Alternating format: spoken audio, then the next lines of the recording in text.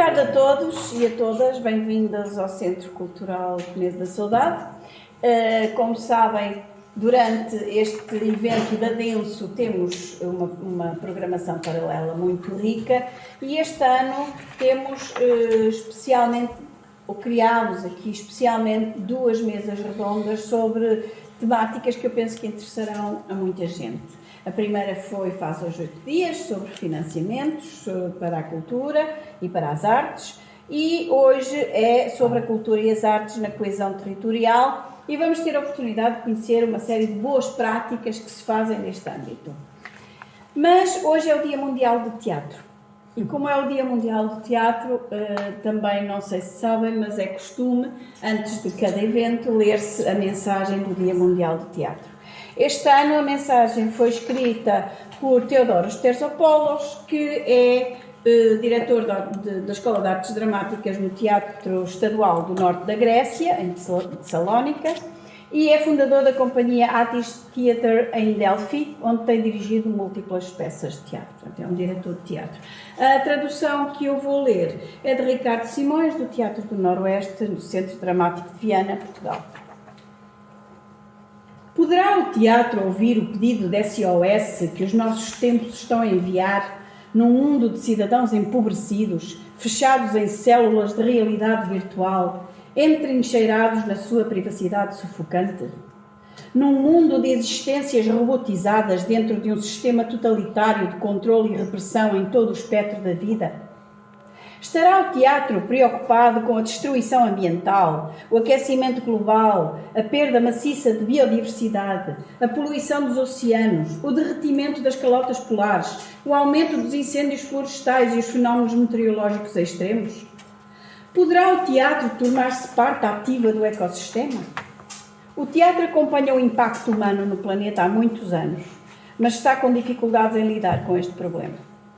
Estará o teatro preocupado com a condição humana, tal como está a ser moldada no século XXI, em que o cidadão é manipulado por interesses políticos e económicos, redes de comunicação social e empresas fazedoras de opinião? Onde as redes sociais, por mais que a facilitem, são o grande alibi da comunicação, porque proporcionam a necessária distância segura do outro? Uma sensação generalizada de medo do outro, do diferente, do estranho, domina os nossos pensamentos e ações. Pode o teatro funcionar como laboratório para a coexistência de diferenças, sem levar em conta o trauma sangrento?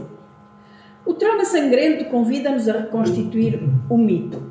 E nas palavras de Heiner Müller, o mito é um agregado, uma máquina à qual novas e diferentes máquinas podem ser sempre conectadas. Transporta a energia até que a velocidade crescente faça explodir o campo cultural. Fim de citação. E eu acrescentaria o campo da barbárie. Podem os holofotes do teatro lançar luz sobre o trauma social e parar de se iluminar a si mesmo de forma enganadora? Perguntas que não permitem respostas definitivas, porque o teatro existe e perdura graças a perguntas por responder.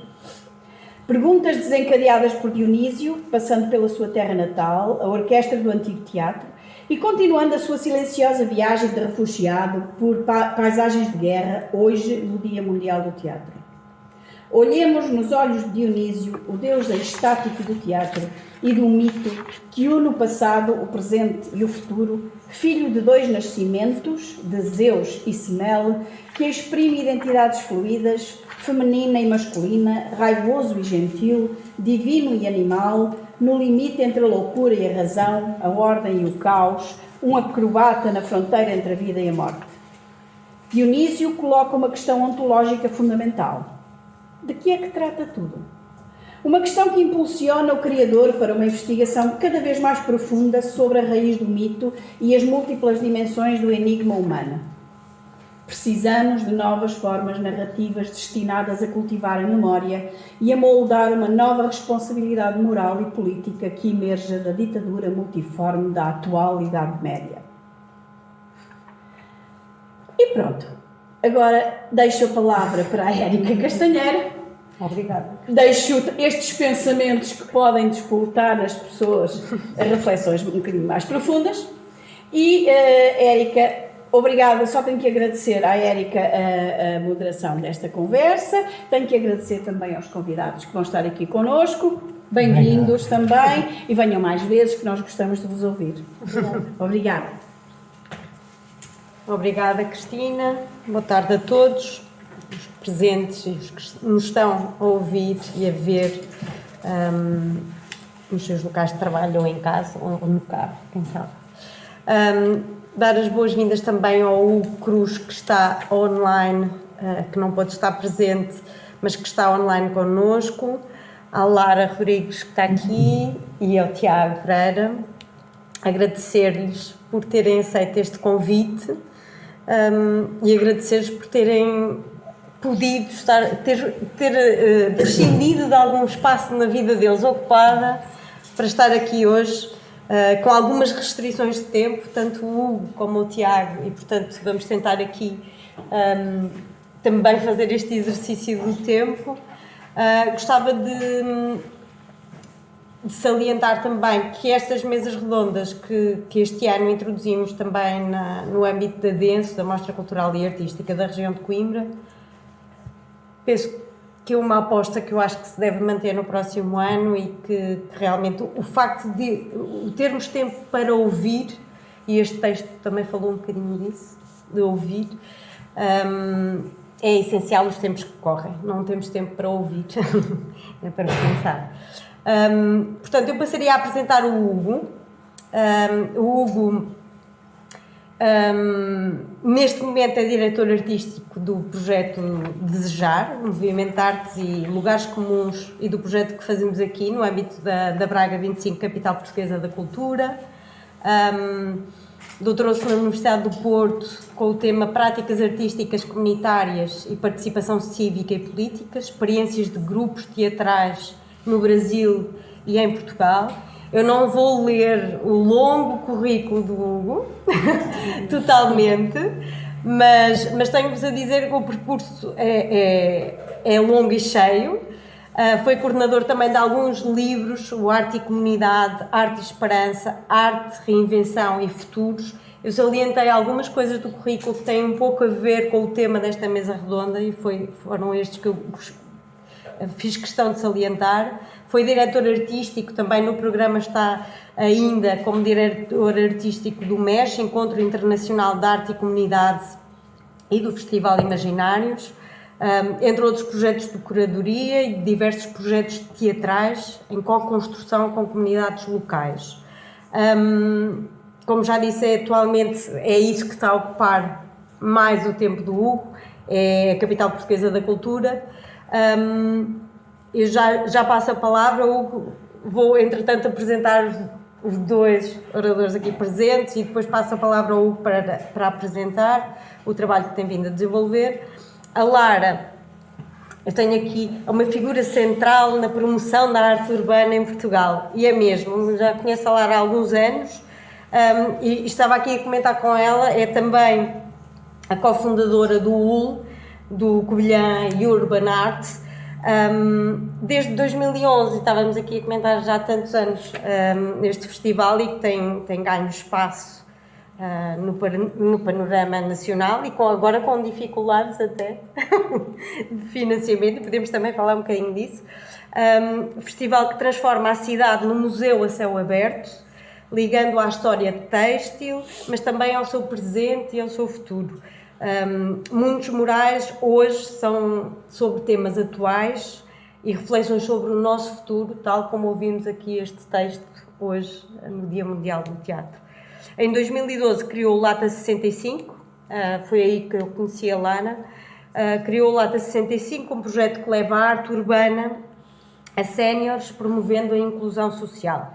Também é fundadora da Mistaker Maker, uma plataforma dedicada à promoção da arte urbana e da cultura contemporânea. Vai-nos falar também um bocadinho da Mistaker Maker. E tenho aqui o Tiago, vou passar aqui o ecrã para o também o ver. O Tiago é realizador, curador, argumentista, montador, é isso? Nascido em 72, é um sageme. É amplamente reconhecido pelo seu trabalho em documentários sobre as tradições musicais e populares de Portugal, bem como pela criação do arquivo A Música Portuguesa a Gostar dela Própria. Em 2011 também, interessante, fundou este movimento, o que posso chamar movimento também, mas é um arquivo, é um espólio da nossa música e da nossa tradição, com o objetivo de documentar e divulgar estas manifestações musicais de diversos géneros em Portugal. Este projeto hoje está por todo lado, em vários formatos e por todo lado no nosso país. Além do trabalho digital, criou também o Cura, conceito físico em Serpins, na Lousã, aqui bem perto de nós, que funciona como centro de pesquisa, divulgação cultural, sala de espetáculos e até, imaginem, taberna. O seu trabalho tem sido fundamental para a preservação do património musical português. É um luxo, é um painel de luxo. Obrigada aos três por terem aceito este convite novamente. Hugo, vou-te passar a palavra. Muito bem. Não sei. Muito obrigado. Aí eu tenho que compartilhar a tela. Deixa ver. É isso. Está tudo ok, Érica? Posso avançar? Podes compartilhar. Ok. Então, boa tarde. Eu perdi a parte melhor, que foi o almoço, não é? Eu acho que vocês almoçaram os três, portanto, perdi a parte mais interessante do dia e é um prazer, mesmo que virtualmente, estar convosco, reencontrar-vos, meia volta. Por acaso já não estávamos juntos há algum tempo, mesmo que virtualmente. Então, cumprimentar também. Foi esse o truque, foi juntar três amigos, foi esse a o forma truque. de nos convencer a vir. Falhaste ao almoço. Boa. Cumprimentar também toda a gente que está aí na sala e, obviamente, agradecer o convite. E vida longa à Mostra, né? Que é segundo o que eu percebi, é uma organização entre o Politécnico de Coimbra. Sim, vocês estão a ouvir bem? Estamos. Eu estou a ouvir o vosso não verbal estranhíssimo. Continua. Achei, não me estão a ouvir. E assim... E então eu vou... É sempre muito engraçado ver alguém a apresentar-nos, não é? Porque eu fico muito cansado quando olho para o meu currículo. Desculpa, é que eu estou... Não.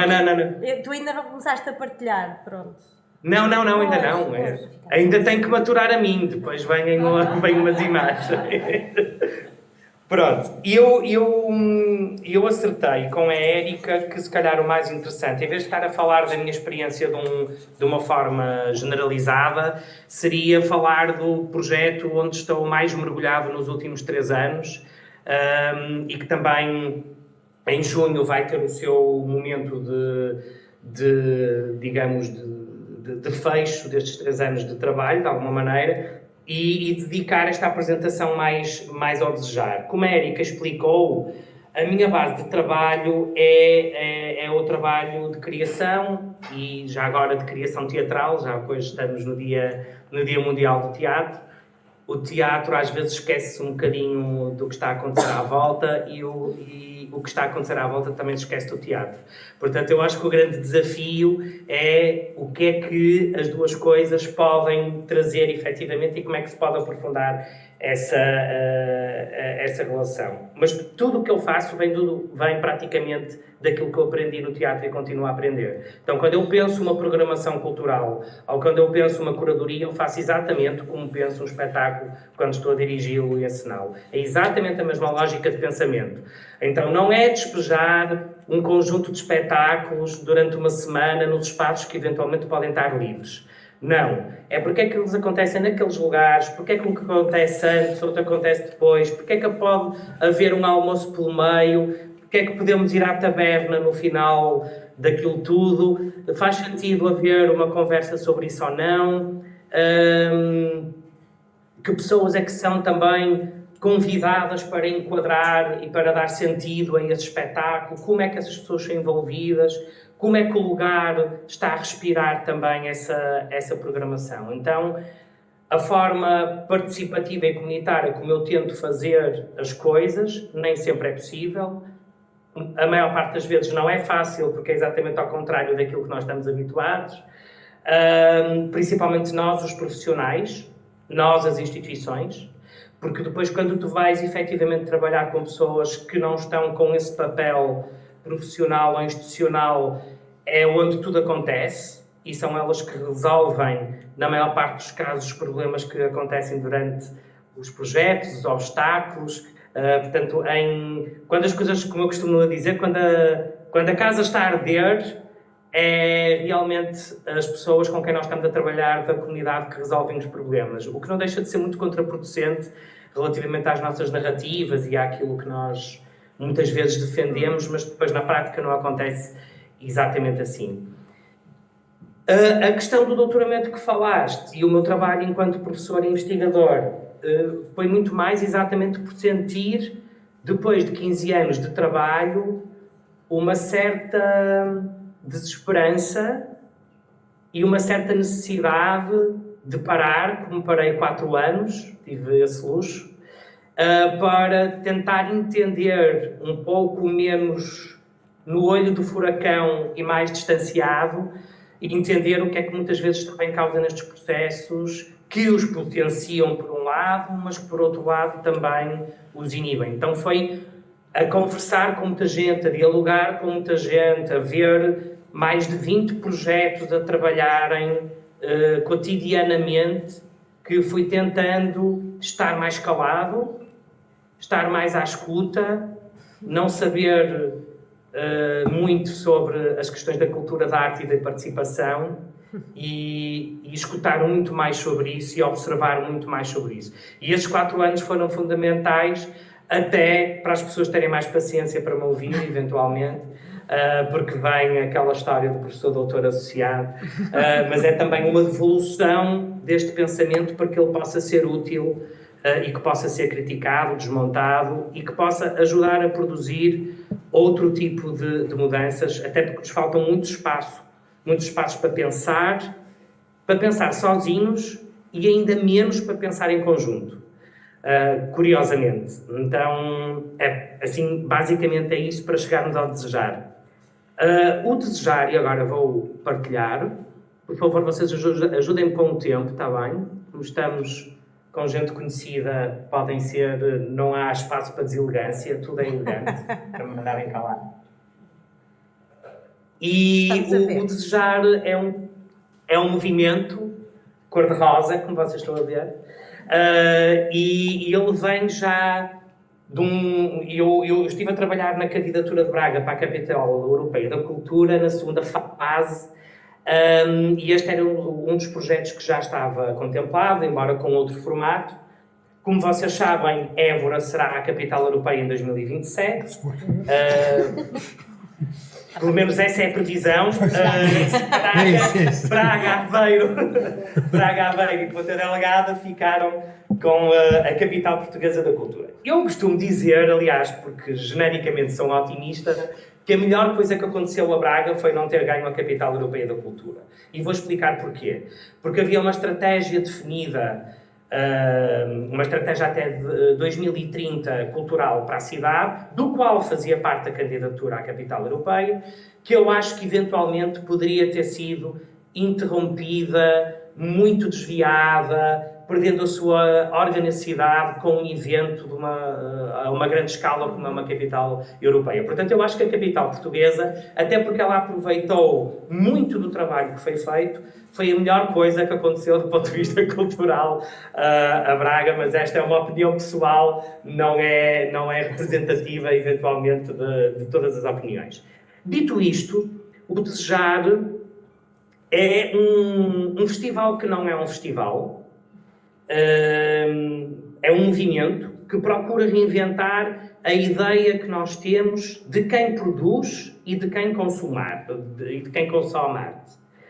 Então, daí a ideia do movimento é alguma coisa que está continuamente a acontecer e que não vai acontecer apenas de 10 a 14 de junho durante esses dias, mas que há 3 anos tem vindo a estruturar e que vai continuar depois desses dias, no formato que o movimento deixa sempre em aberto. Eu acho que é isso que também é extremamente relevante e que procura cruzar o que é que pode ser comum entre as artes e os lugares e como é que nós podemos transformar as artes e os lugares que habitamos em lugares mais comuns. A ideia do desejar veio exatamente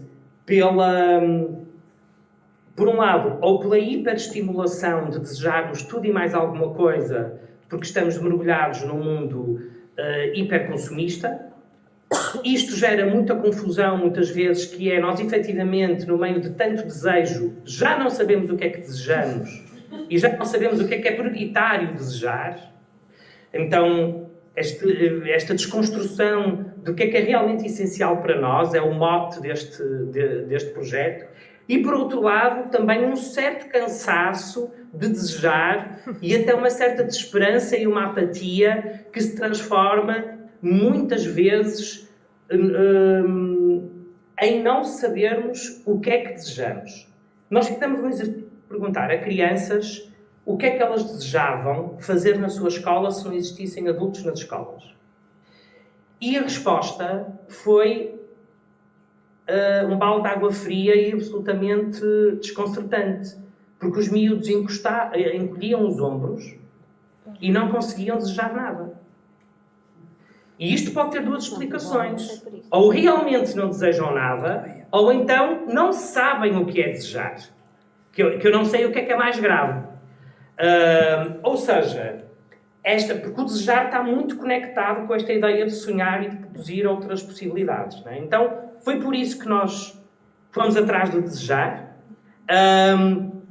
O desejar, basicamente, pretende ser um movimento de prática artística e não necessariamente ser e por isso é que é um festival que não é um festival, porque não se dedica a apresentar objetos artísticos feitos, fechados e perfeitos. Ele está em constante experimentação e, por isso, temos também dispositivos de relação com o público que são muito diferentes e que não passam por uma relação convencional àquela que estamos mais habituados quando estamos a falar de práticas culturais e artísticas.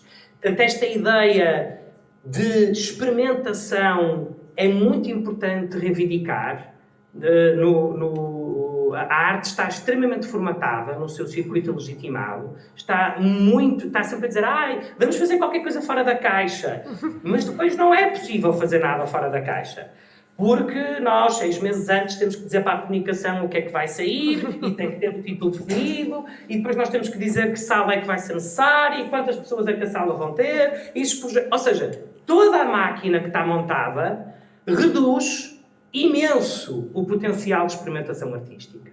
E por isso reduz imenso a possibilidade de nós nos reinventarmos na arte e com a arte. Não é? Mas isso daria uma outra conferência uma outra conversa sobre estas questões. Mas, portanto, baseia-se nisso, baseia-se na participação e no trabalho comunitário, com toda a sua diversidade, a sua complexidade, e também esta ideia um bocadinho de panaceia, de que de repente questionar isso, que a participação vai resolver tudo e vai resolver os males de toda a gente, e isso é extremamente perigoso e reduz o real potencial da participação. E por outro lado também uma ideia de sustentabilidade, como é que estes projetos continuam, como é que eles assumem a sua própria dinâmica, auto-organização e autonomia numa comunidade e, obviamente, como é que nós conseguimos também reformular e repensar a relação que nós humanos temos com o para além do humano, não é? Porque hoje falar de comunidade sem estarmos a falar do não humano é assim alguma coisa que não faz qualquer tipo de sentido. E hoje estamos informadíssimos para perceber que isso não faz sentido, mas temos ainda muito caminho para fazer. Portanto, estes são os pilares fundamentais. E também a questão da produção do conhecimento, mas mais do que produzir conhecimento é como é que nós trocamos conhecimento. E por isso nós temos feito o projeto organiza-se em 3 linhas fundamentais. A Academia do Desejar, que são efetivamente rodas de trocas de conhecimento entre os agentes culturais, artísticos, ambientais, sociais, educativos e de saúde do território de Braga. Calma, não são 100 pessoas, é um grupo bem pequeno, mas tem esta diversidade, exatamente pela crença de que não podemos estar organizados setorialmente mas temos que estar organizados de uma forma que seja muito mais integrada e, portanto, não nos fazia sentido que esta troca de conhecimento acontecesse apenas entre os agentes, ou melhor, os atores culturais e artísticos do território e, portanto, esta tem sido a configuração da Academia do Desejar. E temos depois outra linha de trabalho, que são as Assembleias do Desejar, que na verdade são o coração deste projeto, que é uma Assembleia que é aberta a toda a gente que queira participar, que acontece no mercado municipal, numa loja, que tem um vidro para a rua. Nós deixamos registado o que acontece na Assembleia no vidro da loja. Toda a gente pode aceder, e entre uma Assembleia e outra, o que foi discutido, as conclusões a que nós chegamos, como é que isso vai sendo transformado. O mercado também por ser um lugar muito diverso e muito heterogéneo, onde se cruzam pessoas muito diferentes, e sabemos que as cidades e os lugares estão cada vez mais divididos em bolhas e com poucos espaços de cruzamento entre pessoas diferentes. E também o mercado por ser onde é vendida a comida e a bebida como alguma coisa essencial, e nós achamos que o encontro, a discussão, o pensamento crítico são elementos fundamentais à nossa sobrevivência, como são a comida e a bebida, neste caso. E nós temos uma cozinha nesta loja e, portanto, nós também cozinhamos durante as nossas assembleias e não ficamos agarrados a atas nem a ordens de trabalho, mas temos ordens de trabalho e temos atas, só que elas acontecem de outra forma. E, portanto, esta é a Assembleia onde... O que é que nós temos feito? Nós fizemos um primeiro mapeamento da cidade sobre os lugares onde se deseja mais e menos. A partir daí trabalhamos com uma metodologia de curadoria e programação cultural baseada em 4 dimensões para construirmos em conjunto a programação que vamos apresentar neste festival, que não é um festival, a que nós chamamos de Celebração do Desejar.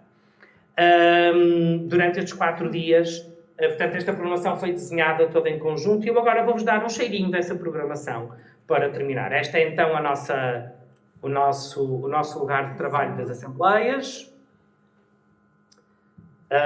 As Assembleias às vezes também saem à rua, fazem piqueniques, fazemos expedições, porque fomos trabalhando vários espaços da cidade. Aqui é um trabalho que nós estamos a fazer com o Coletivo TIL, a partir da Assembleia, exatamente para construir uma instalação que nos permita ter uma outra configuração de Assembleia de encontro e de tomada de decisão partilhada e que vai ser, na verdade, o ponto de encontro durante estes 4 dias de celebração em junho. Este é um projeto que estamos a desenvolver com uma... outra coisa muito importante, os projetos têm muitos deles coprodução com estruturas artísticas de Braga e a partir daí é que convidamos artistas nacionais e internacionais para haver esta relação.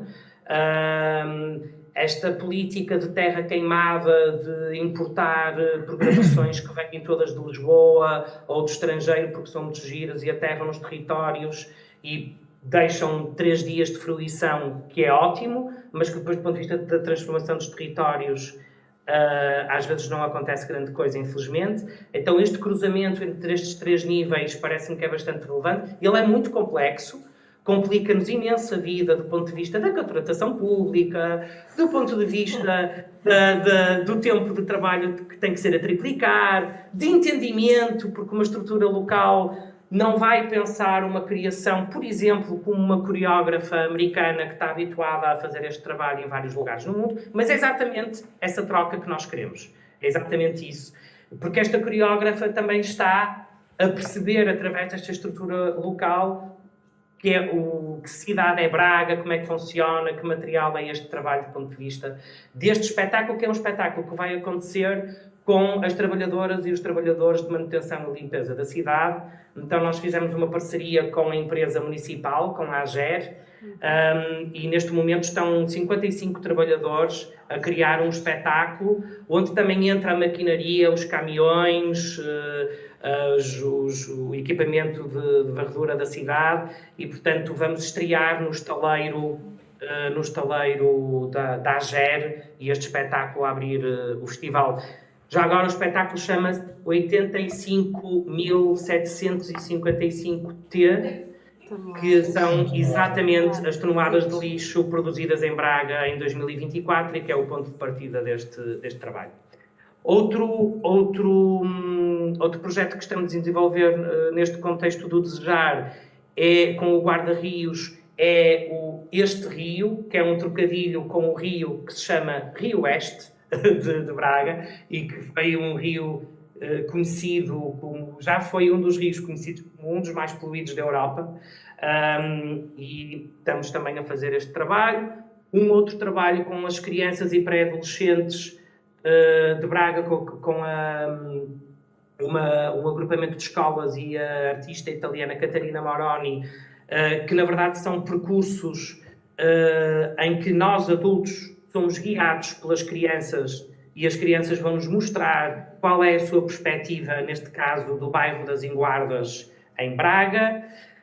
Este é um trabalho proposto pela terceira pessoa, em torno dos bordados. Uma outra estreia, quase todas as criações são originais, tirando esta da terceira pessoa e um outro trabalho. Este que estamos a ver, algumas imagens, é a Morada Aberta, que é um trabalho da Tânia Diniz com as mulheres tradicionalmente conhecidas como videntes, bruxas e afins. Portanto, todas essas mulheres invisíveis e que tradicionalmente têm sido diabolizadas ao longo da história, são convidadas para fazer parte deste projeto. Os percursos afetivos, que é um trabalho que nós estamos a desenvolver conjuntamente com um movimento cívico muito interessante que se chama Braga Ciclável e que é um movimento que tem vindo a lutar pelas questões da mobilidade na cidade.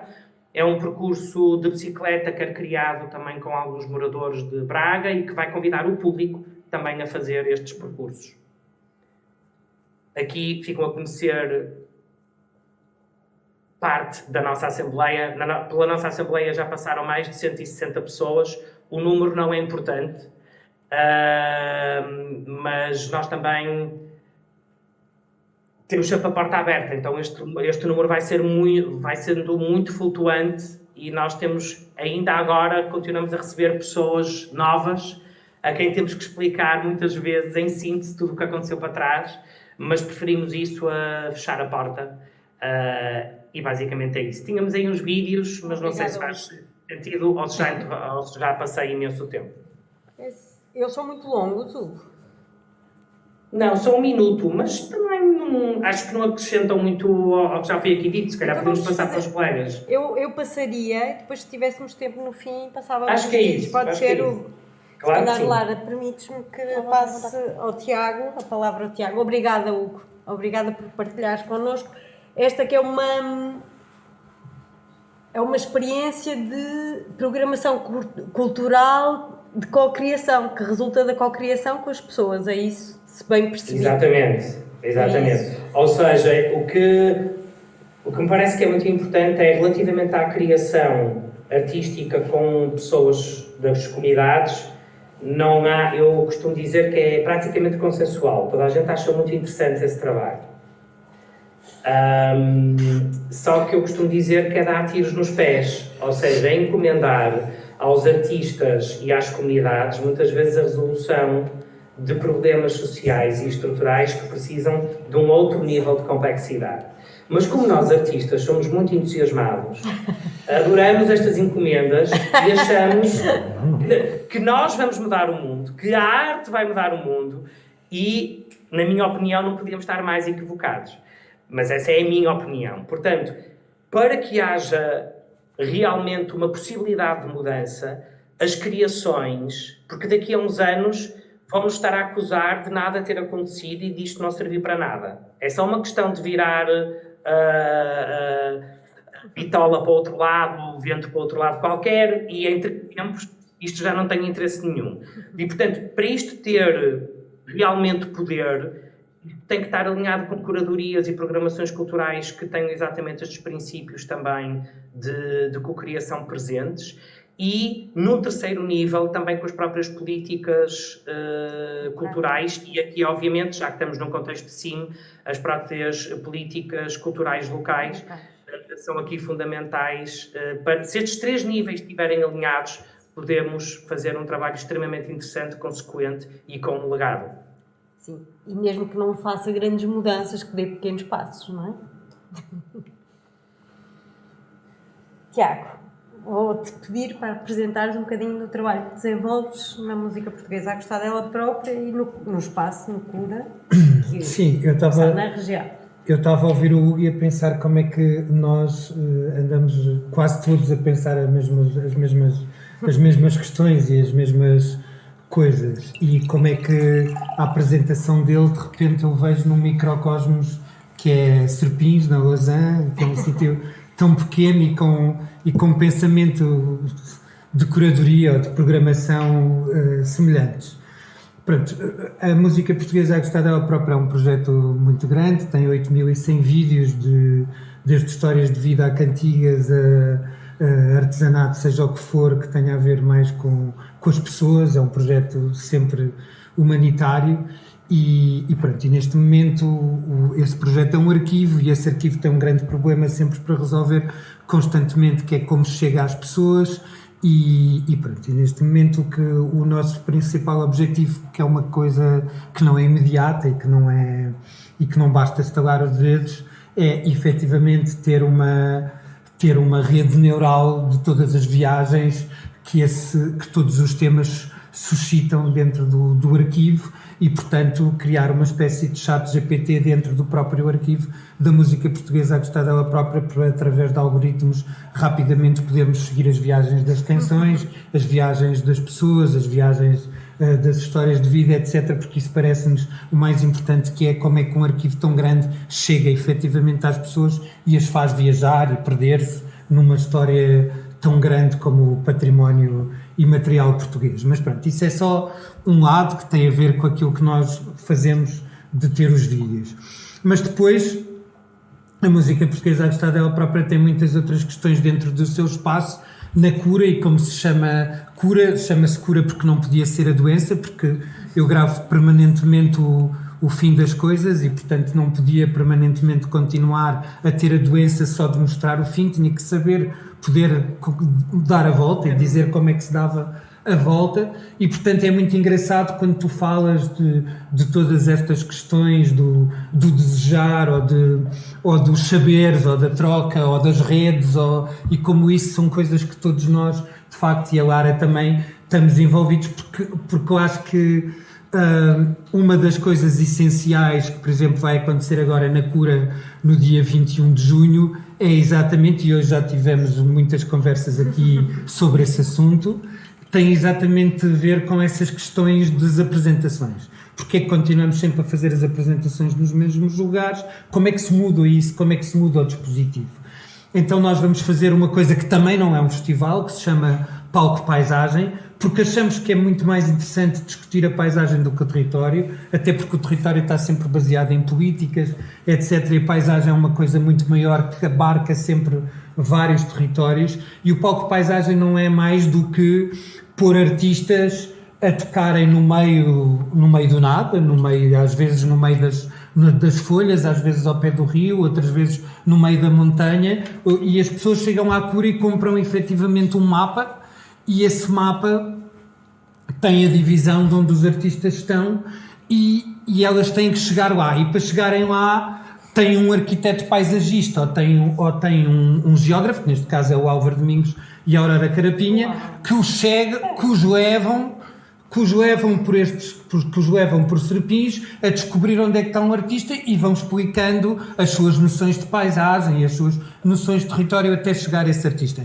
E obviamente que isto depois coloca-nos questões, que é este dispositivo, como o artista está no meio da paisagem sem eletricidade e tem que tocar apenas com o seu instrumento acústico, isto não dá para ter muita gente, porque nós sabemos que as pessoas todas querem fotografar, ou querem cochichar, ou querem fazer sempre qualquer movimento que vai fazer ruído. Então isto está reduzido a 30 pessoas por cada espetáculo, então cada artista dá o mesmo espetáculo em 3 lugares diferentes, de forma a que as pessoas possam rodar e possam chegar a estes sítios todos. Pronto, e isto existe muito porque a música portuguesa a gostar dela própria tem esta coisa muito privilegiada, não é? Da minha parte, e quem vai comigo, que é eu tenho sempre concertos privados. Eu não vou a concertos hoje em dia porque eu sinto-me mal a dividir aquele artista com o público. Mas é verdade, eu não sei dizer isto de outra maneira, porque eu estou habituada a que as pessoas tocam para mim, não é? Portanto, eu estou habituada a ter este concerto privado. E estou sempre a perguntar como é que se faz isto de outra maneira. E depois, porque nesta dicotomia entre sempre o urbano e aquilo que é as práticas tradicionais que se perderam nos lugares porque não há pessoas por causa das migrações, hoje em dia nós não podemos dizer que os adubos estão na Beira Baixa. Não, os adubos estão em Lisboa e no Porto, aí é que é o maior número de adubos possível. E o mesmo podemos dizer das gaitas de fole ou dos cavaquinhos, ou etc. E, portanto, é bom perceber que eu continuo a lidar com muitas pessoas, especialmente velhinhas, que me dizem que o sonho delas era não morrer sem passarem aquilo que sabem. Só que esse saber para passar o que sabe é muito complicado, porque eu não posso criar agora uma companhia de turismo para levar as pessoas e fazer um turismo cultural, levar a senhora a levar estas pessoas à casa delas e para elas aprenderem como é que isto se fazia, e etc. Isto era demasiado complicado, porque depois isso passava a ser um produto e já não é uma passagem orgânica tal como ela quer fazer. E, portanto, isto coloca-nos questões. Pronto, então, como nos coloca questões, há sempre esta forma de perceber como é que se faz. Então, agora vamos criar um espaço de curadoria em maio e junho na Cura, em que que se chama Quero Passar o Meu Saber Porque Sim, e são pessoas que são convidadas a irem à Cura ensinar aquilo que sabem. Então, nós vamos ter desde os tais responsos, a tais bruxas que fazem responsa e querem responsar a tal a espinhela caída ou o mal olhado ou o chamado como é que se chama? Agora esqueci-me da expressão que ela está sempre a dizer o quebranto, obrigado. Ou do quebranto, nós dizemos o quebranco a brincar. Pronto, e então, e também das plantas medicinais, mas ao mesmo tempo depois também profissionais que podem ensinar a construir adufes ou a tocar bombo ou coisas que simplesmente não são fáceis que precisam de um mestre. Pronto, então lá o mestre e as pessoas deslocam-se para ir aprender com esse mestre. E isso coloca-nos muito nesta questão da troca porque é exatamente isso de que estamos a falar.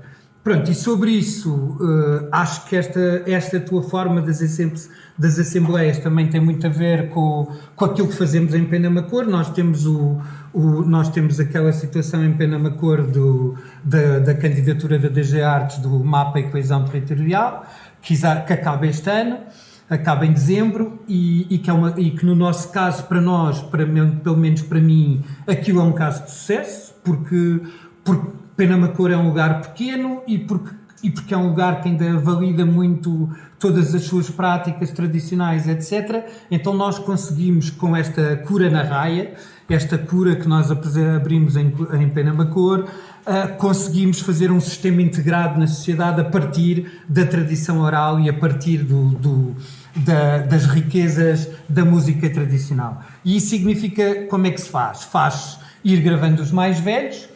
Estes mais velhos, sejam isolados ou fazendo parte de grupos, esses grupos são todos recolhidos, existe um manancial gigante de canções e uma espécie de cancioneiro que nós temos e que existe virtualmente, e que a seguir agarramos nele e passamos para as escolas. E nas escolas, especialmente as de música que existem, privadas em Penamacor, metemos nas públicas, metemos nas AECs, com os professores de música a fazerem este repertório e a criarem de novo este repertório. Por outro lado, vamos também à escola, motivando os miúdos. Eu vou às escolas porque ao mesmo tempo percebi que para fazer isto de uma forma melhor era bom que eu pudesse ser o artista residente do Plano Nacional das Artes, então eu pus-me a ser artista residente do Plano Nacional das Artes em Penamacor para poder abrangir mais turmas e fazer outras coisas. Portanto, eu também vou aos miúdos mais pequenos e através dos desenhos animados, a partir de letras de canções que ouço em Penamacor, meto-os a cantar as cantigas, porque eles vão fazendo os desenhos animados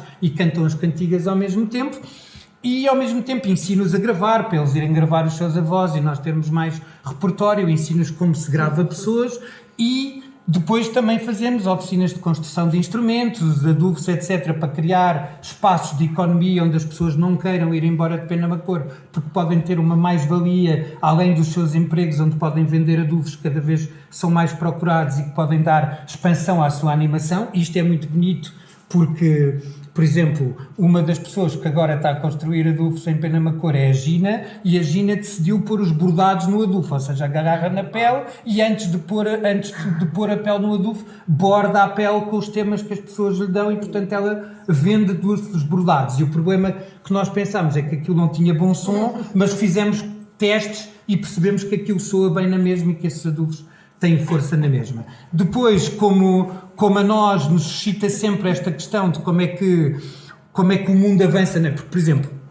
o canto alentejano sempre teve uma coisa muito boa como prática musical, que é as letras foram sempre transformando à medida que o mundo avançava, não é? Porque se diziam que é tão grande o Alentejo, era o celeiro da nação, é a terra que nos traz o pão, ao mesmo tempo, quando nos anos 60 houve os grandes fenómenos de migração para virem fazer as construções, quer da Ponte 25 de Abril, quer das construções na Almada, Barreiro, etc., eles também disseram, já não me encosto ao cajado, trabalho na construção, ou seja, as próprias canções foram alteradas para mudar, e agora as novas modas falam sobre o olival intensivo e sobre os migrantes que por lá andam, e portanto isto aconteceu no Alentejo, mas há muitos outros sítios que não aconteceu, como por exemplo em Penamacor, isto não aconteceu. Na Beira Baixa as modas continuam iguais, e eu percebi isto quando uma vez fui gravar uns miúdos que estavam do liceu, que estavam a pedir para ir ao baile dos finalistas, mas cantavam as janeleiras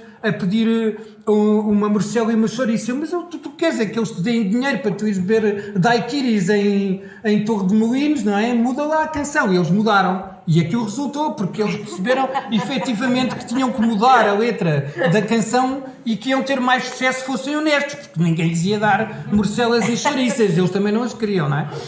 E, portanto, agora também temos estas oficinas de criação de canções que no fundo são mudar as letras, são com o Edgar Valente, dos Bandui, dos Criatura, em que ele vai connosco ao liceu também e depois abre um espaço onde as pessoas se inscrevem e vão e mudam as letras de melodias antigas. Por exemplo, sei lá, a Senhora do Incenso, podem mudar a Senhora do Incenso, ou o ano passado mudámos o hino de Penamacor. E depois, no fim de tudo isto, temos um espetáculo onde trazemos isto tudo para o palco, onde temos os mais velhos, os grupos todos locais, os ranchos folclóricos, a Filarmónica, fazemos um vídeo com a Filarmónica, pomos a Filarmónica em palco e temos o rancho a dançar em vídeo o que a Filarmónica toca. Pronto, temos estas trocas todas, temos depois os miúdos todos pequenos que andam na primária, que são lindos, que é a coisa mais linda, que uma pessoa chega lá e eles Tiago, e todos querem te abraçar e pronto, essa é a parte boa. Não é só comer. Pronto, e Penamacor para mim é uma prática incrível. Eu gosto muito de ir para Penamacor por causa disso. Aquilo funciona, de facto, aquilo funciona. Acredito que este modelo não funcionaria num lugar muito maior ou com uma densidade populacional maior, mas ali funciona, dadas as suas características sociais, culturais, etc., funciona. E é bom quando funciona poder funcionar. Depois, porque eu acho que estas coisas, acho que nós artistas temos sempre que, de certa forma, às vezes questionar outras questões, e como o meu maior problema em Serpins, como habitante de Serpins, é não ter um restaurante, eu vou criar um evento, no verão de pop-up, vou criar um pop-up gastronómico na Cura, e esse evento vai se chamar Cura a Fome, porque é que Serpins precisa de um restaurante. E vai ser uma semana em que as pessoas podem comer várias coisas e está aberta à população, para a população perceber que é preciso insistir com empresários, porque eles têm que ter um restaurante e tem que ser uma luta orgânica de toda a população de insistir para haver um restaurante, porque não faz sentido não ter um restaurante. Pronto. É isto. Obrigada. Não tenho mais nada a dizer. Tens. Obrigado. Tens para mostrar, Tiago, obrigada. Pronto, eu trouxe um vídeo. Eu não sei se... Porque esta conversa começou por uma coisa que eu acho mais importante, não é? Porque eu criei a Cura porque é um lugar de escuta e de partilha. Não é? A ver se... Sim. Porque a cura tem que ser um lugar... Não, calma. Porque a cura sempre existiu para ser um lugar de escuta e de partilha, e porque eu acho que efetivamente a escuta neste momento é provavelmente a maior ferramenta social que nós temos que pode ajudar a mudar o mundo, e porque na verdade nós não nos ouvimos uns aos outros, e esta conversa sempre permanente de é ridículo chegarmos ao ponto onde pomos as crianças numa caixa e os velhos noutra e as caixas não comunicam, não se tocam, e isso é uma coisa que devia obviamente mudar. Então eu acho que também uma das melhores práticas que podemos ter sempre é escutar e guardar. Nem todas as gravações servem para alguma coisa, porque as que são más de mau vídeo ou de mau som não vão ajudar a uma boa escuta ou não vão enaltecer as pessoas que nelas estão, e por isso nós queremos sempre enaltecer e tornar todas as pessoas uma estrela, mas neste caso é sempre bom fazer isso, até porque estas práticas estão todas a desaparecer, e eu trouxe estas 3 senhoras que pertencem ao reino folclórico das aranhas. A central é a grande mulher das aranhas que sabe tudo e mais alguma coisa, que é a Ludovina. Esta mulher dentro são 500 bibliotecas juntas, ela não acaba no repertório, já escreveu 3 livros só de modas, ao mesmo tempo que foi tecedeira a vida toda e que é de feira desde que nasceu, e pronto, sabe muita coisa. E este é um vídeo que não tem que passar inteiro, porque vocês também têm mais coisas para fazer, mas que propõe uma escuta importante, que é o Menino Jesus das Aranhas, que já não se canta assim, que são estas últimas mulheres as únicas que assim o cantam, e que de certa forma tem não é só o sotaque, porque o sotaque também é música, cada vez é sempre mais importante discutir, que é a utilização do sotaque nas canções, porque o sotaque é música, ajuda a que a música também tem que ser visto como um instrumento, e portanto o sotaque aqui é muito importante, mas mais do que isso é a forma como elas cantam que vai desaparecer com elas. E portanto, boa escuta.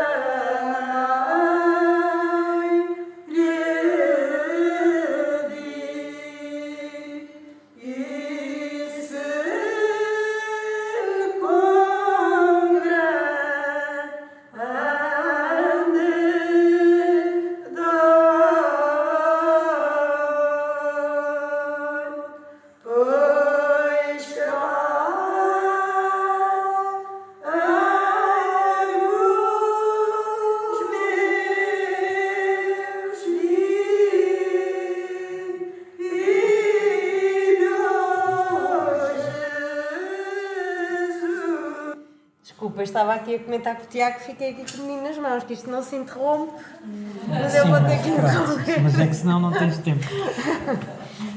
Peço desculpa por interromper, mas podem ver, ela chama-se... Sim, mas basta procurar o Ludovina, Júlia e Ana, Menino Jesus das Aranhas, e aparece. Obrigada. Obrigado. O Tiago, entretanto, vai ter que nos deixar. Portanto, eu vou só fazer-lhe uma perguntinha antes dele nos deixar, porque assim depois fico só eu e a Lara. Tem a ver com o início de todo este projeto. Ou seja, como é que começou? O que é que te levou à música portuguesa a gostar dela própria? A escuta. Porque eu estudava cinema e na altura as câmaras de cinema, as câmaras de vídeo eram muito caras e ainda não havia esta democratização que existe hoje do mercado e que andam todos à porrada aos construtores todos e há câmaras novas todas as semanas. E na altura era muito difícil e eu sempre fui uma pessoa que sempre fui muito obcecado por sons desde pequeno, não é? O meu pai era músico, eu cresci muito a ouvir ensaios de som, passei muito tempo a ouvir música e, portanto, os sons intrigavam e eu tinha práticas para mim próprio, quando era pequeno, para me distrair, que estava num café e tentava perceber quantas conversas conseguia perceber ao mesmo tempo à minha volta, sem perder a narrativa, para treinar a minha escuta global, não é? Era um esforço que fazia e quando acabou a Expo 98, onde eu trabalhava como diretor de cena dos palcos móveis, fui passar férias, porque tinha trabalhado 9 meses inteiros seguidos e então quando fui, na altura tinha um microfone que o meu pai me deu e um mini disc e cheguei ao Odisseis e em Odisseis só via um homem que fazia uns sons estranhos na janela. E o que ele fazia era trauteava, ele imitava o som dos acordeões e eu fiquei lá a escutar e o homem saiu e falou comigo e começou a fazer a sua imitação dos acordeões e o som era de tal forma tão forte que aquilo, pronto, mexeu comigo para sempre e depois eu quis sempre gravar. Então, começa pela realização, mas pela falta de material, vai pelo som, é isso? Vou pelo som, vou pelo lado da música, porque o que é curioso no meu percurso é que eu comecei a gravar pessoas porque eu usava os sons como samplers para fazer espetáculos com os meus amigos que faziam música eletrónica. Eu gravava no país para levar os sons para eles usarem esses sons nas suas músicas eletrónicas. E só depois, quando comecei a gravar cada vez mais, é que tive a outra curiosidade. E a outra curiosidade era gravar as músicas. E só depois a gravar as músicas e quebrando todos os meus preconceitos do urbano, lisboeta e parvo, que era o que eu era, e que não me queria aproximar das pessoas e que tinha vergonha e que não queria o contacto e que aquilo tudo me fazia confusão, só com a proximidade e com esses anos todos é que cada vez fiquei mais próximo delas, porque eu no princípio elas queriam que eu comesse com elas ou coisas assim, eu só queria filmar e ir-me embora. Eu queria sempre tocar e fugir. Não conseguia. E portanto, só com o tempo é que me comecei a aproximar das pessoas e quando é essa aproximação é que faz a escuta, porque não pode haver escuta sem ser de proximidade. E a grande questão tem a ver com isso. E portanto, porque a escuta nunca é nada senão uma disponibilidade. Tu tens que estar disponível para te apagares a ti próprio. Porque se para ouvires o outro, não podes ter nem julgamentos, nem preconceitos, nem julgamentos estéticos, nada. Tu tens que estar lá a iluminar-te, não podes existir como pessoa. Só estás a escutar, és apenas um receptor. E isso é muito difícil de fazer se tu não tens uma disponibilidade para. E essa disponibilidade aprende-se, intui-se e de certa forma fabrica-se. É um trabalho, é um processo. Só mais uma distinção. Porque focar um bocadinho no tema desta mesa redonda e da importância disto para a comunidade e para a coesão. Porque todos percebemos que a comunidade te dá a ti, porque hoje é o teu trabalho, não é? Mas tu consegues perceber o alcance de alguns trabalhos que fazes em algumas eu acho que há uma coisa que o Hugo diz entre linhas e que é muito importante, que é não pode haver trabalho de comunidade se não deixas nada lá. Exato. Isso não existe. Porque não funciona, não pode funcionar. Porque aí é como ele diz, basta mudar o vento, basta mudar a maré e já foste. Nunca mais ninguém se vai lembrar. Não és um extrativista como outro qualquer. Exato. Aquilo tem que tocar as pessoas. Tu tens que lhes dar ferramentas para que elas possam continuar esse trabalho. Empoderamento também? Eu não gosto muito dessa palavra, porque não acho que seja a palavra certa, mas tem a ver com seres um facilitador. Uhum. Tu estás-lhes a dar umas faculdades em que elas depois podem usar como querem.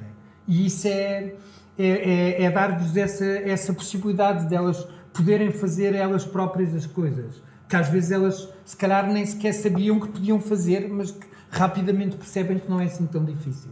E poderes fazer isso, poderes dar essas faculdades, é que vai efetivamente mudar as coisas. E isso às vezes é tão simples como criar um coro, não é?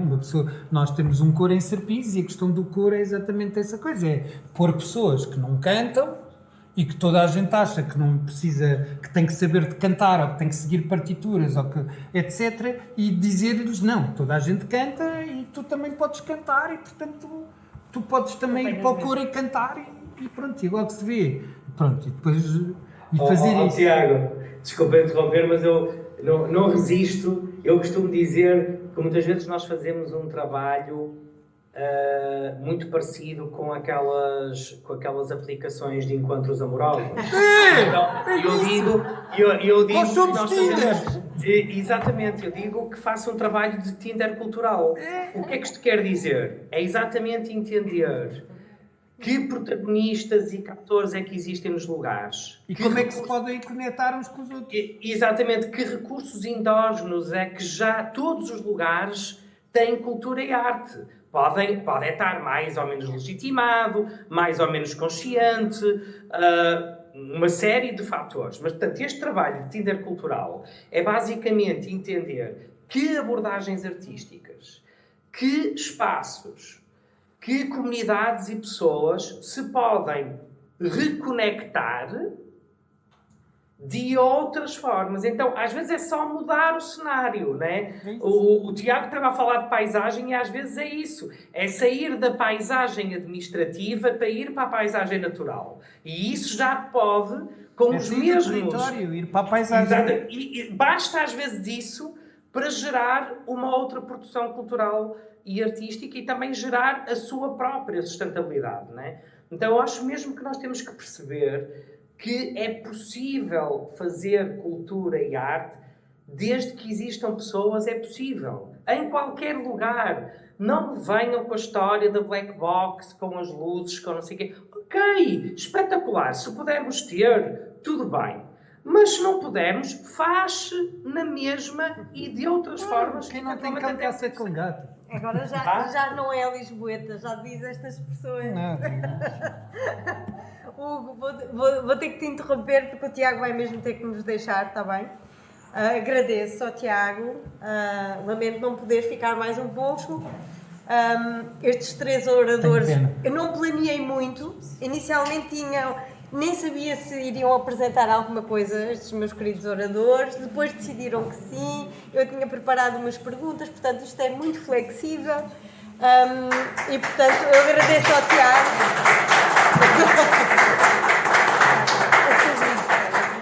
Boa viagem, Tiago. Até breve. E iremos continuar agora com a Lara. Que tem... Não sei. Eu tenho a pior das missões, que é falar a seguir a estas No duas final, pessoas. nestes dois, eu deixei para o fim, infelizmente, mas pronto. Não, e que tenho que confessar, efetivamente, que obviamente com eles os dois eu tinha que vir sempre para os ouvir. Na verdade eu estava aqui quietinha e não precisava de fazer mais nada. Exato. E já era maravilhoso. Até porque... A Lara, deixa-me dizer, a Lara vai dizer coisas muito mais interessantes e melhor que isso, de uma forma muito mais elegante que nós. Não, eu acho que, na verdade eu ia dizer isso mesmo. É que eu estava a pensar ao almoço que estávamos a falar do que é que cada um fazia e na verdade eu acho que nós trabalhamos em disciplinas diferentes, mas na verdade as práticas, em territórios muito diferentes, mas na verdade as práticas, a forma de trabalhar e de olhar e de escutar é muito semelhante. E portanto provavelmente eu vou aqui repetir coisas que tu e o Tiago já disseram e é muito curioso porque eu e o Tiago na verdade criámos os projetos no mesmo ano, no mesmo sítio. Exato, estava Foi a ver isso. no LX Factory, estávamos lá os dois e eu estava a desenhar o UL e ele estava a trabalhar com a música portuguesa e eu já não lembrava disto, em 2011. Sim. Bem, pronto, antes de mais agradecer o convite, é um prazer estar aqui e poder partilhar sempre um bocadinho. Eu começo precisamente por explicar um bocadinho o que é Mistaker Maker, que na verdade é o chapéu de tudo aquilo que eu faço. A Érica falou aqui de 2 projetos, do UL e do Lata 65, e na verdade eu decidi focar esta apresentação precisamente nestes projetos e precisamente no UL, que na verdade é a gênese deles todos. Nós fazemos muitas outras coisas, só dizer-vos, a Mistake Make é uma plataforma de intervenção artística que estamos sediados entre Lisboa e Covilhã. Na verdade atuamos no território nacional e também a nível internacional, e que temos como principal missão fomentar a produção e promoção de exercícios e projetos de arte contemporânea em todas as suas formas de expressão. Estes são os nossos 3 objetivos principais, sendo que aquilo que mais me interessa é o terceiro. A criação de produtos artísticos que acrescentem valor social, cultural, turístico, económico ao território, à comunidade, a qualquer que seja a sua escala. Na verdade, nós trabalhamos em várias escalas, a nível do bairro, do município, intermunicipal, nacional e também internacional. Até hoje, trabalhamos com 243, até janeiro de 2025, trabalhámos com 243 artistas, 184 portugueses e depois internacionais, 21 nacionalidades, localizações são 55 e mais de 1.200 ações. E fica feita assim um bocadinho a apresentação da Mistaker. Fica o convite, se quiserem, vão às nossas redes sociais ou ao site e encontram lá muito do que são os nossos projetos próprios e os projetos que nós desenvolvemos com outros, que nós chamamos carinhosamente os nossos erros e os erros que fazemos com outros. Na verdade, se a Mistaker surge em 2014, tudo isto começa em 2011 com o UL. Só que também fazer aqui um bocadinho, um rewindzinho, a minha formação é em arquitetura. E, portanto, uma das perguntas que a Érica tinha preparada para nós é onde é que isto tudo começa. E, na verdade, eu acho que começa, obviamente, da nossa maneira de ser, da forma como nós somos, de como cuidamos, ou como olhamos a nossa envolvente. E isto eu acho que ainda se enfatizou mais quando eu vou para a arquitetura, e aquilo que eu mais gosto é do papel social da arquitetura, do potencial que existe de transformação das cidades, das nossas vidas, das comunidades, através do espaço público. Eu trabalhei mais de 10 anos e os processos como arquiteta, e os processos são todos muito longos. Eu tive processos de 6, 7, 8 anos e que estamos sempre muito pendentes de tudo o que são as autorizações, os licenciamentos, toda a parte burocrática. E, na verdade, aquilo que nós desenhamos para um determinado espaço, aquilo que eu sentia era quando ele começava a construir já não tinha nada a ver, muito menos quando acabava, então não tinha mesmo nada a ver. E de repente, eu sempre gostei muito de arte urbana, antes grafite, acompanhava muito o que se passava lá fora e tinha esta ideia, esta expectativa de que a minha cidade, a Covilhã, daria um sítio espetacular para desenvolver um projeto deste tipo. E foi isso que, juntamente com a minha cunhada Elizabeth e o meu irmão Pedro, começámos a desenhar. Obviamente, se nós fôssemos apresentar este projeto à Câmara, tal como aconteceu, obviamente eles diziam, obviamente que não vamos apoiar nenhum projeto, e aquilo que nós fizemos foi desenhar o projeto, candidatar à DG Artes, ganhámos o financiamento e só depois fomos à Câmara apresentar o projeto. E foi assim que em 2011, muito inspirados do que era esta vivência em que nós crescemos, ou seja, a Covilhã tem um passado intimamente ligado com a indústria têxtil, mas nós já crescemos na parte da total decadência. Depois de 74, com a Revolução, as mais de 200 fábricas todas faliram, fecharam, portanto era um amontoado, como aqui se vê, e que se mantém mais ou menos tudo igual. A cidade, não só os trabalhadores, que eram mais de 6 mil que trabalhavam nos lanifícios, mas toda a cidade, mesmo em casa, trabalhava para a indústria têxtil.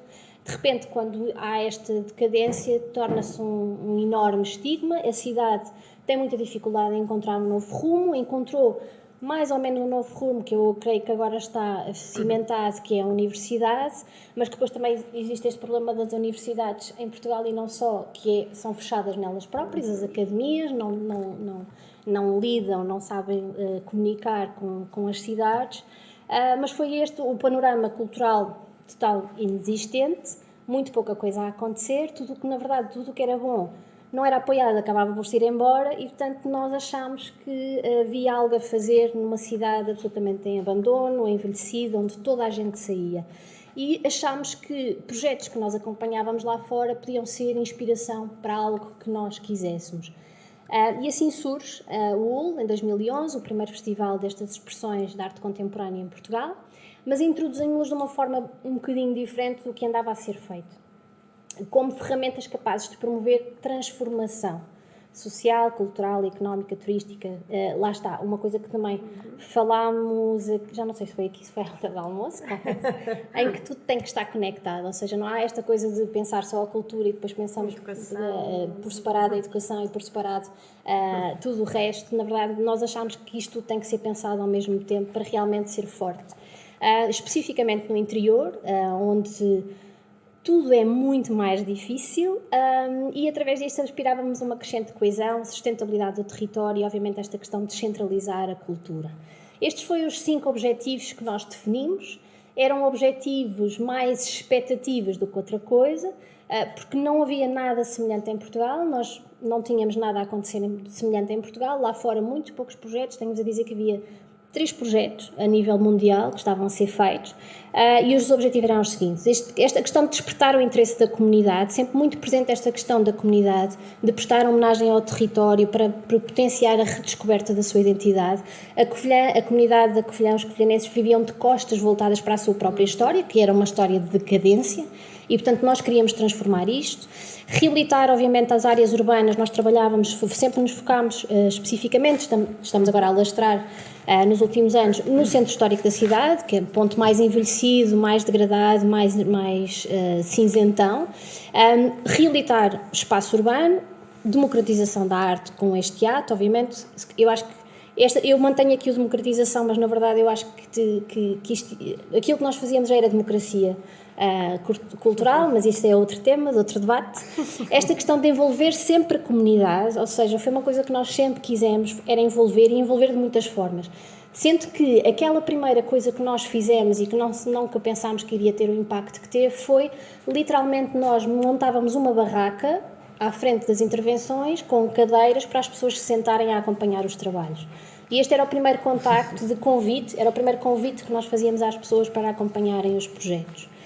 E o último, que então em 2011 era absolutamente utópico, que era a construção de um roteiro de arte na cidade. Nós em 2011 íamos fazer 4 murais, portanto nenhum roteiro existe com 4 murais. Nós hoje temos 50 e tal murais numa área muito pequena, mais 30 intervenções e instalações de pequena dimensão, e vou-vos falar só aqui em algumas.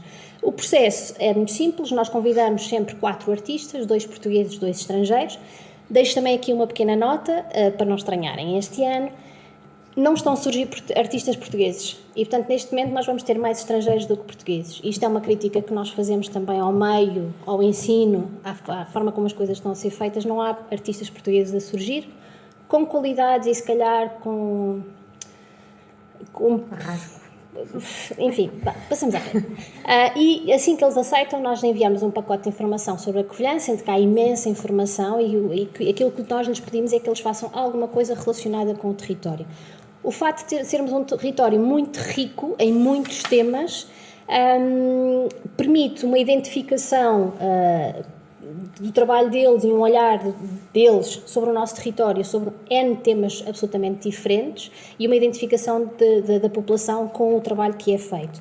Assim que eles chegam, a primeira coisa que nós fazemos é 2 dias de passeio, onde os levamos a passear, e é um momento que eles nem sequer têm bem noção, mas inconscientemente eles estão a assumir um compromisso com o território. É completamente diferente os artistas que vêm e fazem este circuito e que vão conhecer o território, as instituições, conhecem imensas pessoas, e quando às vezes acontece, como aconteceu no ano passado, em que um artista cancelaram-lhe o voo, chegou já para ir trabalhar, nós percebemos que a entrega é totalmente diferente.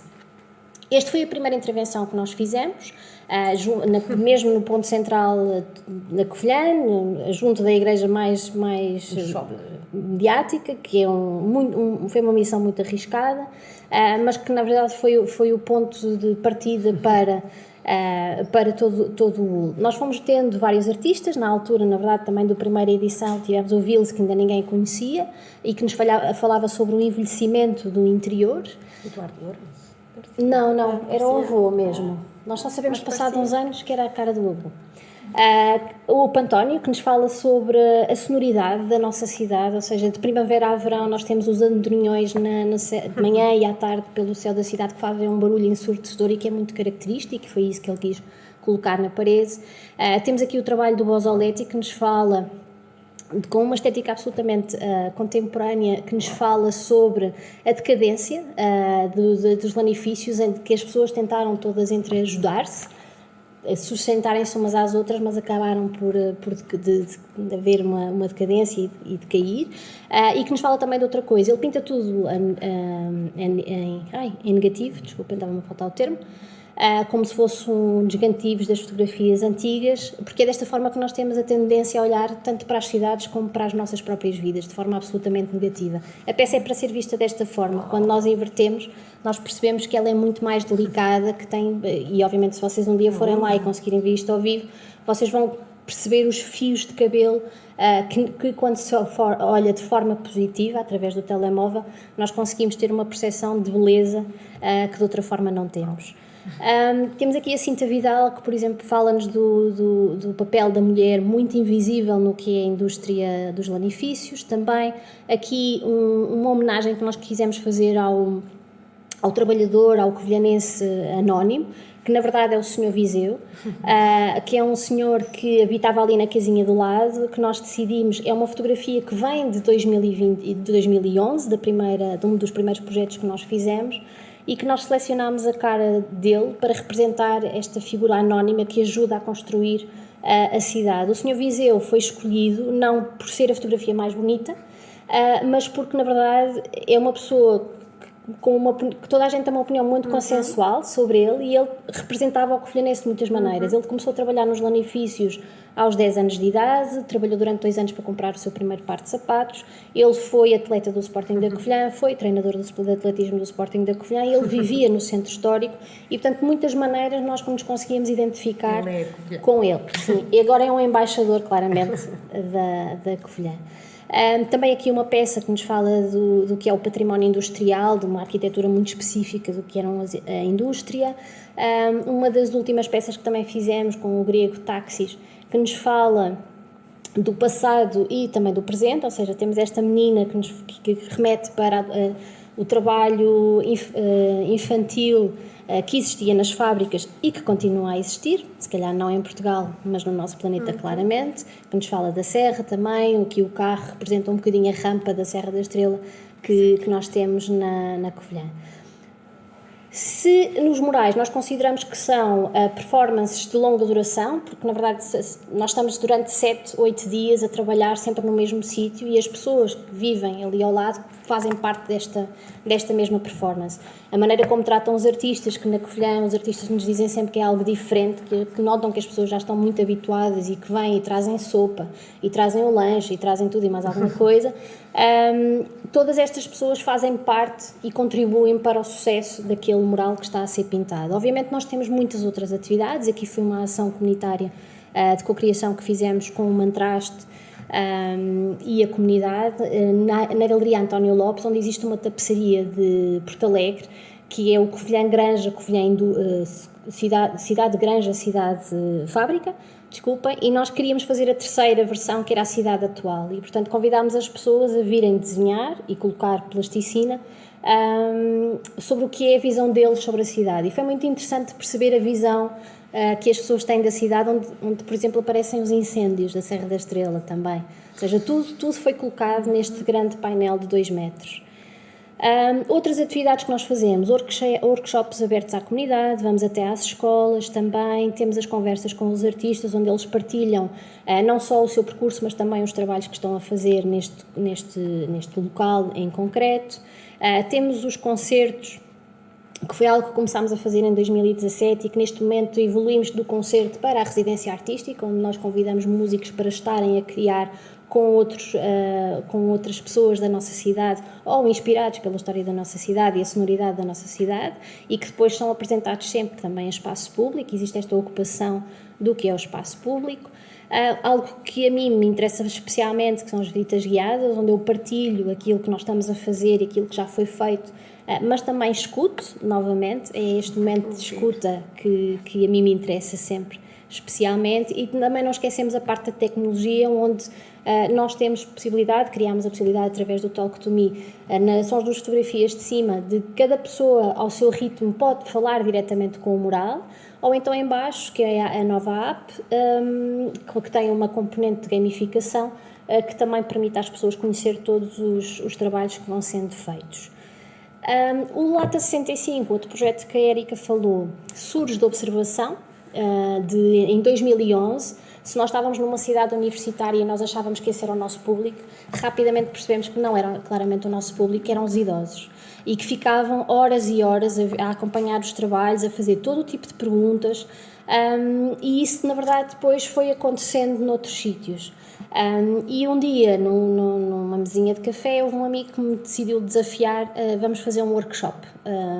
Vamos perceber realmente se as pessoas com mais de 65 anos têm este interesse genuíno para aprender arte urbana. E aquilo que era suposto ser uma primeira edição, na verdade já vai em 65 ações, já vamos com quase 800 idosos, já vamos em 6 países, já estivemos no Brasil, Espanha, Estados Unidos, Escócia, Canadá e acho que Brasil. E aquilo que eram as nossas expectativas iniciais, porque isto é sempre na base da expectativa, que é uma coisa que eu também acho interessante. Nós não pensamos muito, quer dizer, nós pensamos muito nos projetos, mas avançamos para eles sem certezas absolutamente nenhumas. E acho que e pensamos depois no que estamos a fazer. Mas estas eram as expectativas, o de mostrar conceitos como envelhecimento ativo e solidariedade entre gerações fazem cada dia mais sentido, aproximar os menos jovens de uma forma de expressão geralmente associada aos mais jovens, que para mim também é uma questão de intergeracionalidade, que aqui está, e de mostrar que a arte urbana tem este poder de estimular, promover e melhorar o acesso e a democratização à arte, e na verdade queríamos demonstrar, o principal deles todos, que a idade é só um número. E foi assim que nós começámos, em 2012, no LX Factory. O Tiago tem gravações, era disso que ele hoje de manhã estava-me a comentar das gravações dessa primeira edição. Nós já tivemos em muitos territórios super urbanos, já tivemos em territórios super rurais, a trabalhar com pessoas que não sabem escrever, que nunca desenharam na vida, mas que na verdade nós desenvolvemos o workshop são em 4 módulos, não estou enganada, ou seja, é uma primeira parte muito teórico-visual, depois avançamos para um projeto do TAG, o TAG é o nome de rua de cada um, que cada um tem que criar o seu nome, depois passamos para o Stencil e só depois com este projeto, com este trabalho todo feito, que são cerca de 6, 7 horas, é que vamos para a rua pintar o mural e é onde eles se libertam. Aqui, por exemplo, são aldeias perdidas no meio de Castelo Branco, em Juncal do Campo, isto, por exemplo, em Lisboa. Nós já trabalhámos com peixeiras, padeiros, agricultores, bancários, professores, de tudo um pouco. Na verdade, não há diferença nenhuma entre eles. A única diferença, tenho-vos a dizer, que foi, por exemplo, estas fotografias são do Brasil. O Brasil é uma das mecas do grafite, portanto, eu achava que era quase parvo, na verdade, eu ir fazer este workshop ao Brasil. E foi muito engraçado, porque este primeiro módulo, que normalmente dura 40 minutos, no Brasil durou 3 horas, porque eles tinham tantas perguntas daquilo que viam no seu dia-a-dia, que realmente este primeiro módulo durou mesmo muito tempo. Foi muito interessante porque tivemos aqui um artista profissional, portanto nós adaptamos também o workshop e os vários desafios que nós vamos dando, que sendo que o principal deles é o uso do X-Acto. Normalmente eles nunca usaram X-Acto e para eles é assim uma coisa maravilhosa. E a lata, claro, a lata é sempre, mas vamos sempre adaptando às limitações. Nós já trabalhámos com pessoas, não estão aqui, já trabalhámos com pessoas que não mexem metade do corpo, que não mexem braços, que não falam, que não veem, que estão em cadeira de rodas, muletas, são às dezenas as que ficam encostadas ao pé dos muros depois de acabarmos. Não há limitações, nós tentamos sempre, o que é uma enorme ansiedade a cada workshop, porque nunca sabemos que grupo é que vamos encontrar e que temos que de repente adaptar tudo. Estes, na verdade, são 3 testemunhos que ouvimos na primeira edição e que se têm repetido ao longo de todas as outras, e gosto sempre de partilhar. Agora olho para as paredes com outros olhos, sei o que está à minha frente nas ruas, ou seja, claramente é um projeto de inclusão das pessoas na sua própria cidade, na sua própria comunidade. Enquanto estou aqui, não estou a pensar nas horas e dias que me faltam para morrer, e acreditem que eu já ouvi pior do que isto, que é muito triste.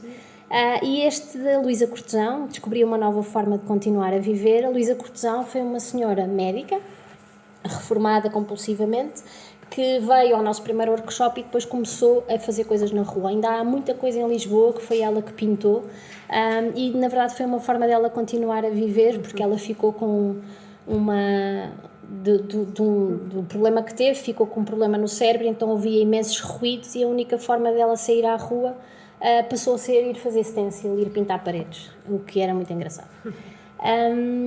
Depois de todos estes já há mais 11 anos, 13, vai para 13, podemos afirmar que o Lata 65 resulta sempre no aumento ou retorno de confiança e empoderamento de benefícios comprovados para a saúde mental e bem-estar. Isto é um testemunho que quem assiste ao workshop, e se calhar tu tiveste essa experiência, os idosos que entram, os idosos que acabam, não são os mesmos. Mudam claramente a sua forma de estar, a sua forma de pensar, a sua autoestima. O Lata 65 permite ao idoso a sua redescoberta, lá está, mas também uma forma de como é visto pelos outros e pela própria família. Este é um dos maiores impactos para mim, que é quando nós saímos à rua e que no último momento normalmente nós dizemos aos nossos alunos para trazerem as famílias descobrem que eles conseguem aprender coisas novas, conseguem estar a grafitar e a fazer coisas que supostamente não deveriam fazer, e isso é maravilhoso. O Lata 65 promove, obviamente, a inclusão dos idosos nas suas comunidades, restaurando a sua participação ativa e simbólica na sociedade. Este é um projeto que continua, e este é outro projeto que também nasce do UL, que é o UL+, Arte Urbana Mais Acessível.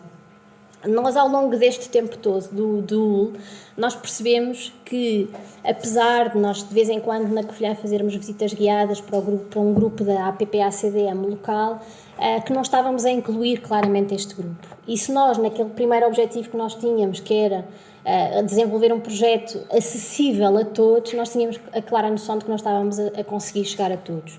E em 2022... a 23, nós candidatámos à DG Artes novamente com este projeto que incluía estas fases, ou seja, tínhamos uma residência artística comunitária, onde o mantraste, o artista mantraste, era o maestro desta orquestra toda, onde juntámos a APPA-CDM e alunos de artes da Escola Secundária Campos Melo, da Covilhã. Depois tínhamos uma segunda, e que iria resultar no mural.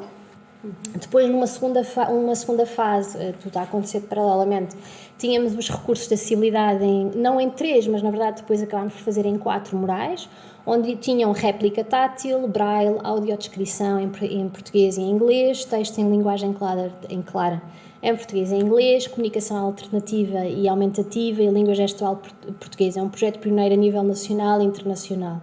Depois tínhamos todo este momento de inauguração e de celebração, em que íamos ter visitas guiadas com intérprete de língua gestual portuguesa e audiodescrição, e também com tuk-tuk elétrico para pessoas com mobilidade reduzida. Tínhamos uma roda de conversa, espetáculo de teatro e música com artistas profissionais com deficiência.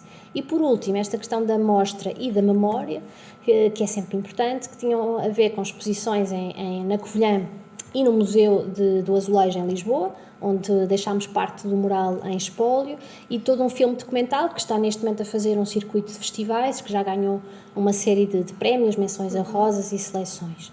E tudo isto, sempre esta questão de praticar tudo em espaço público. Isto são fotografias de uma das sessões na escola, nós levávamos o grupo da APPA-CDM até à escola, o mural era em azulejo, que era suposto... Estas coisas, lá está, nós pomos-nos a idealizar coisas. O mural era gigante e era suposto isto ser pintado num sítio, depois ir vidrar e cozer noutro. Entretanto, percebemos que o forno onde íamos cozer ia partir os azulejos todos, então tivemos que fazer isto na escola, num forninho deste tamanho, em que eu me especializei no vidrado do azulejo. Mas foi muito interessante e este é o resultado final. Tudo o que era azul era pintado pelo grupo da APPA-CDM e a amarelo, que era dos alunos da Campos Melo, era como se fossem os assistentes, que eles não gostaram nada. Mas era esta coisa de subirmos juntos, e será que se subimos, estamos todos a subir juntos? Foi muito interessante confrontar os alunos da Campos Melo de artes, em que se achavam que tinham um enorme talento e criatividade, perceberam que não têm criatividade nenhuma ao lado dos outros. Foi muito interessante também essa parte. Está colocado numa das vias principais de circulação na cidade, próximo da APPA-CDM, porque nós queremos que eles, ao passar todos os dias por lá, percebam o potencial deles. Isto foi imagens do desenvolvimento de tudo o que eram os recursos, que implicou pessoas a irem à Covilhã, muita gente a ir à Covilhã para desenvolver todos os recursos. Esta é a mesa, as 3 mesas da réplica, e depois que através do QR Code nós temos acesso a todos estes recursos. E pronto, este projeto acabou por ganhar no ano passado o prémio da Acesso Cultura, que nos encheu muito, muito de orgulho pelo público que nós estávamos a trabalhar. Terminando, deixar só aqui assim uns pensamentos que pautam um bocadinho a nossa forma de trabalhar. Para nós, a arte e a cultura claramente são ferramentas de enorme potencial de transformação do território e das comunidades. São motores únicos para restaurar e reforçar o sentimento de pertença de uma comunidade ao território.